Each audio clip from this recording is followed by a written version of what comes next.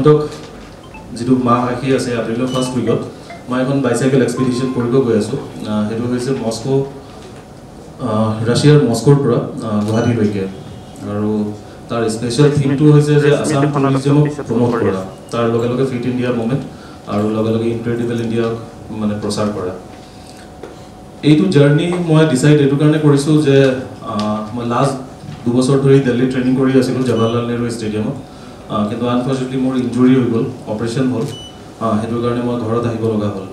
আৰু হেতু টাইমত মই অকমান ডিপ্ৰেছনতো গুচি গৈছিলো সো ঘৰত থাকি থাকি মই বৰ হৈ মই ভাবিলো যে নাই মই সাইক্লিং আকৌ এবাৰ ষ্টাৰ্ট কৰো আৰু অকমান বেলেগ ধৰণে কৰো যেহেতু আমাৰ অসমত টুৰিজমক লৈ বহুত স্কোপ আছে মানে মই যদি সাইক্লিং কৰো মানুহে মোক চাই যেতিয়া মই সাইক্লিং কৰো সো মই ভাবিছো যে এইবোৰ দেখত গৈ যদি অকমান এৱাৰনেস কৰো যে সাইক্লিংৰ থ্ৰু দি যাতে মানুহবোৰ অসমত আহে আমাৰ কালচাৰক তেওঁলোকে এক্সপ্লোৰ কৰে আমাৰ যিখন কাজিৰঙা আছে যিখন মানুহ আছে অভয়াৰণ্য আছে হেইবোৰৰ গুটেই কথাবোৰ মই হেইবোৰ দেখত মই প্ৰচাৰ কৰিব বিচাৰিছো তাৰ লগে লগে ইনক্ৰেডিবল ইণ্ডিয়াৰ যিবোৰ কাম আছে বা ফিট ইণ্ডিয়াৰ মুভমেন্টৰ যিবোৰ এক্টিভিটিজ আছে সেই কথাবোৰ মই এটলিষ্ট তেওঁলোকৰ দেখত গৈ মই হেতু প্ৰচাৰ কৰিব বিচাৰি আছো